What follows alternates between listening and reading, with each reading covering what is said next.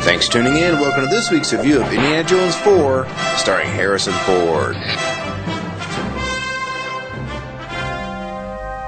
Legend says that a crystal skull was stolen from a mythical lost city in the Amazon, supposedly built out of solid gold, guarded by the living dead.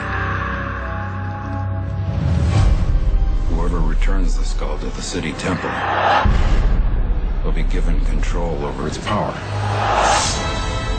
You will help us find it. There have been some great iconic theme songs for some of the best Hollywood movies ever produced.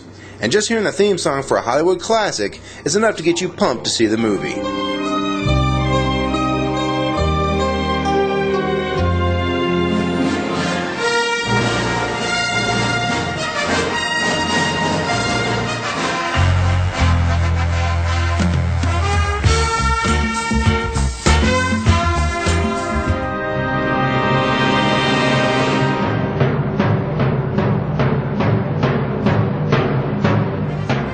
So when you have a chance to see another Rocky movie, Godfather movie, or now another Indiana Jones movie, you jump at the chance to see what we all hope will be another classic installment of one of the great Hollywood franchises of all time. Needless to say that anyone who knows the first three movies will have higher expectations for this film than the average movie that comes out on any given Friday night. This is an event. Unfortunately, I felt the fourth installment to the series fell very flat and didn't have the authenticity that the others had. Now before I get into this review, I must first say that I loved the first film, and it's easily one of the greatest adventure movies Hollywood has ever produced.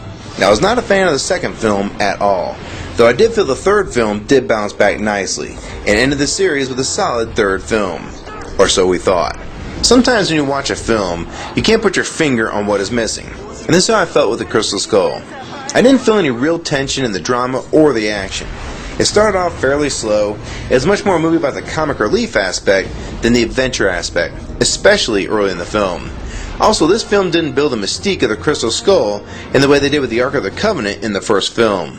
This movie did have action in it. Unfortunately, it was almost all the wrong action. It was more like Jurassic Park 2 action, like when she kicks a velociraptor using her gymnastics background, or when the bus is hanging over the edge of the cliff for like a half hour while the T-Rex is trying to push it over the edge. Everything from the refrigerator bit to falling down 3 waterfalls to swinging on the ropes like Tarzan and jumping the car boat off a cliff onto a tree and then into the water. So many scenes were just way too over the top and it took me out of the movie. I don't mind when a movie's not supposed to be taken seriously like Shoot 'em Up, but I think we can agree that Indiana Jones and Shoot 'em Up are not in the same league, and rightfully so. Also, the CG at times was just terrible, especially when they're fighting on the jeeps with swords. Normally, this wouldn't bother me, but I find it pretty bad when you have weak effects in a Lucasfilm. It does have a small company called ILM that should be able to help out a little bit if they need it. I did like the casting, and the acting was decent, but there just seemed like something was missing in the chemistry between the characters. The bad guys really didn't seem that bad, and there's no real standout character outside of Harrison Ford. Now, Shia was okay in his role, but I felt like he was doing his best Fonzie imitation. Hey, I'm the Fonz.